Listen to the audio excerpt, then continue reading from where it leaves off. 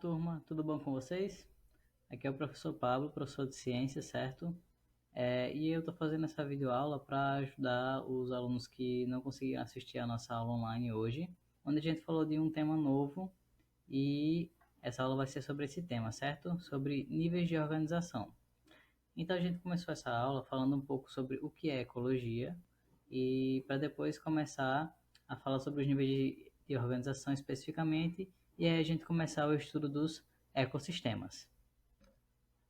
Então a gente começa essa aula perguntando o que é ecologia, certo? A ecologia, né, a palavra ecologia, ela vem de duas palavras do grego, certo? De origem grega. A primeira, oikos, que significa casa. Então esse eco significa casa. E logos, que significa estudo, que é o que dá origem ao logia, certo? Da ecologia.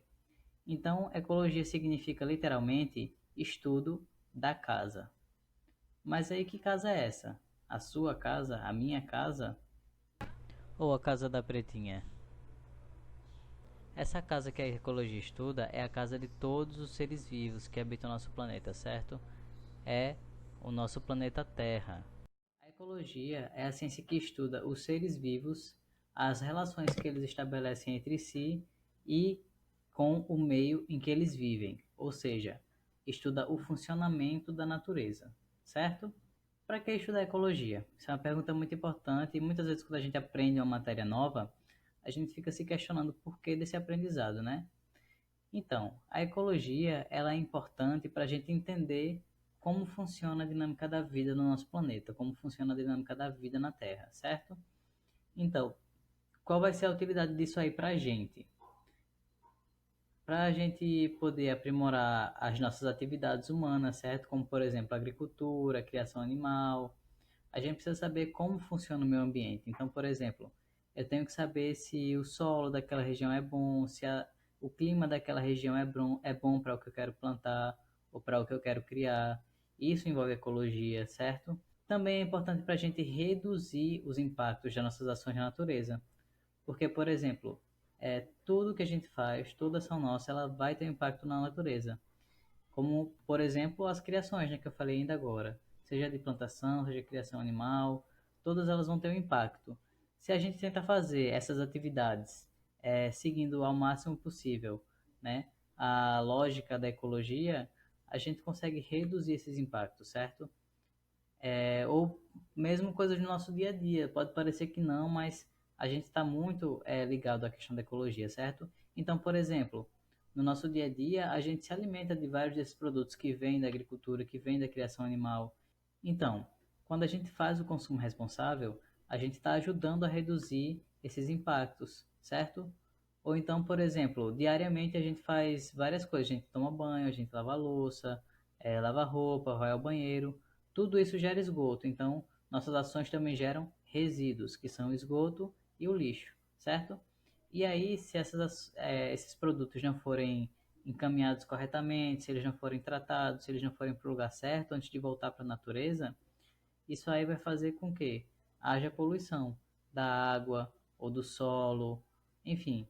E, consequentemente, a gente vai estar prejudicando o ambiente do qual a gente poderia se servir, né, se utilizar depois.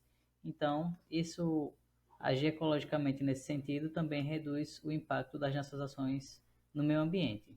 E aí, reduzindo esses impactos, a gente consegue preservar os seres vivos, preservar a biodiversidade e uma outra coisa muito legal que dá para fazer com a ecologia, né, no estudo da ecologia, é fazer previsões das condições futuras na Terra. Então, por exemplo, existem alguns sites que eles conseguem mostrar como vai estar o clima da Terra daqui a 50, 100 anos. Isso só acontece graças a alguns programas, alguns estudos que foram feitos de previsão, certo? E hoje em dia é informação que está acessível para várias pessoas. Então, qual a importância de eu saber como é que vai estar a Terra daqui a 50 anos? Né? Muitos de vocês são novos ainda. Então, daqui a 50 anos a gente não sabe com certeza como é que vai estar a Terra, mas a gente tem previsões de como é que pode estar daqui até lá. E de acordo com essas previsões, vocês podem decidir, por exemplo, trabalhar com uma ou com outra área, se alguém for trabalhar na parte de agricultura, qual região que vai ser boa para você plantar uma determinada planta ou criar um determinado animal, ou mesmo se você simplesmente quer evitar um clima muito inóspito, por exemplo, né? Você pode ver, como é que vai estar esse lugar daqui a 50 anos? Será que ainda vai estar um lugar com um clima legal para habitar? Será que ele vai estar muito quente, certo? Então essas previsões podem determinar muitas coisas, certo? Tanto numa escala pequenininha quanto numa escala muito grande. Para a gente entender um pouquinho sobre esse funcionamento do ecossistema, a gente tem que diferenciar os componentes do ambiente em dois tipos. O primeiro grupo é o grupo dos componentes bióticos. O que é biótico?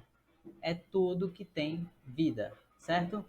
Então, as plantas, os animais, as bactérias, as algas, os protozoários, certo? A gente vai ter vários tipos de seres bióticos, vários tipos de seres vivos no ecossistema, no ambiente, certo? Então, alguns podem ter uma única célula, certo? Podem ser unicelulares, como as bactérias, os protozoários, certo? Por isso que tem uma célula aqui ao fundo. Ou podem ser multicelulares, certo? Como vários outros organismos, inclusive a gente. Se biótico é tudo que tem vida, abiótico seria o quê? O que não tem vida, certo? Esse aí, ele representa negação. Então é um não. Abiótico, não tem vida. Então, componentes sem vida, como por exemplo, as pedras, águas, minerais, o ar, certo? São as partes da natureza, as partes do ambiente que não são consideradas vivas, que não tem célula e não tem vida. Esses fatores abióticos têm de vários tipos, certo? Aqui são só alguns exemplos para vocês entenderem. Pode ser a luz do sol, a radiação, a umidade que tem no ar, certo? O vapor d'água que tem no ar, os ventos, nutrientes que tem no solo, nas águas, certo? A própria água, né? Também é um fator abiótico. O solo, certo? O ar, como eu já tinha falado. Então, são alguns exemplos de componentes abióticos. E os bióticos são seres vivos, como já tinha falado antes. Como esses fatores podem intervir na biodiversidade? Será que eles podem intervir? Podem, certo? Então eu trouxe alguns exemplos só para vocês entenderem. Aqui, por exemplo, a gente tem uma imagem que está mostrando as diferentes camadas da atmosfera. A altitude é uma coisa que interfere muito nas condições de vida, certo? Então, no geral, a gente tem uma situação em que quanto mais próximo da crosta terrestre, né, quanto mais próximo do nível do mar, essa crosta, um pouquinho mais quente a temperatura. À medida que a gente vai indo para os lugares mais altos, certo? Para montanhas, para serras, essa temperatura vai ficando mais fria, certo? Então é uma variação importante. Por quê? Porque tem, por exemplo, plantas que são adaptadas a lugares mais frios, plantas que são de lugares mais quentes. Tem animais de lugares mais frios, animais de lugares mais quentes. Dependendo de quão alto pode ter mais ou menos chuva, certo? Então, uma série de variações que vão alterar as condições da vida nos diferentes lugares. A mesma coisa serve para a profundidade, certo? Se a gente parar para pensar no mar, por exemplo, que ele é muito profundo, né? A gente vai ter uma diversidade grande de organismos de acordo com a profundidade. Então, por exemplo, vocês podem ver que aqui na primeira camada de seres vivos, né? A camada mais de cima do mar, a gente vai ter uma diversidade grande, né? Aqui tem 5 exemplos, mas óbvio que tem muito mais variedade de seres vivos. E à medida que a gente vai indo para o fundo, né? Vai diminuindo até a gente chegar apenas em 2, 3 exemplos, certo? O que isso aqui significa? Que lá na parte mais de cima chega a luz. Se chega a luz, o que é que acontece lá? Fotossíntese, certo? Fotossíntese é a base de toda a cadeia alimentar, né? A base da sustentação da vida na Terra, certo? Então, o que acontece? Se a gente tem uma zona que tem mais luz, vai ter mais algas, vai ter mais plantas, vai ter mais seres fazendo fotossíntese. E esses seres vão poder alimentar os próximos seres das cadeias alimentares, certo? Então, os produtores são muito importantes nesse sentido. À medida que você vai aumentando a profundidade no mar, certo? Não vai ter como os seres fazerem fotossíntese, porque não vai chegar a luz direito. E aí, a quantidade de diversidade de vida vai diminuir também. A radiação do Sol também é um fator que interfere, um outro exemplo, certo? Então, a gente tem aqui o Sol no nosso lado esquerdo, certo? Aqui do lado esquerdo. E aqui do lado direito a gente tem a Terra. O que acontece? A gente tem linha pontilhada aqui no meio, que é a linha do Equador. Vocês já devem ter visto lá na aula de Geografia, na aula de Ciências também. É uma linha que divide a Terra em duas partes, dois hemisférios. Essa parte que está aqui em vermelha, o raio do Sol, ele chega assim, ó, reto, perpendicular, certo? E o que acontece? Por causa disso, o raio atinge diretamente a superfície nessa região. Então, o raio solar chega com toda a força, certo? Já nessas regiões amarelas, talvez muitos de vocês lembrem, na aula online, muitos colegas de vocês lembraram, essa daqui é a região tropical, certo? A região que está entre os trópicos. Então, a gente tem o Trópico de Câncer e o Trópico de Capricórnio, cada um em um hemisfério. E a parte entre esses trópicos também vai receber bastante incidência da radiação, só que não vai ser tão perpendicular quanto lá no Equador, já vai ter uma variaçãozinha. Então, ainda recebe muita luz, muita energia, mas não tanto quanto no Equador. Depois vem a região mais temperada, que é essa que está nas cores normais aqui, e por último a polar, que é essa última setinha. O que acontece? Vai aumentando cada vez mais a inclinação em que a luz chega, até que chega um ponto que a luz quase que desvia totalmente. Então, por isso que tem essa variação de temperatura na Terra, por causa da forma como os raios do Sol chegam. E aí a gente vai ter o quê? Que a gente tem uma região mais quente no meio e à medida que vai se afastando, vai esfriando. Isso interfere na vida, na biodiversidade? Interfere sim. Como? Eu já falei antes que tem animais e plantas que são adaptados mais a condições mais frias ou mais quentes. Então isso aí já é uma primeira influência.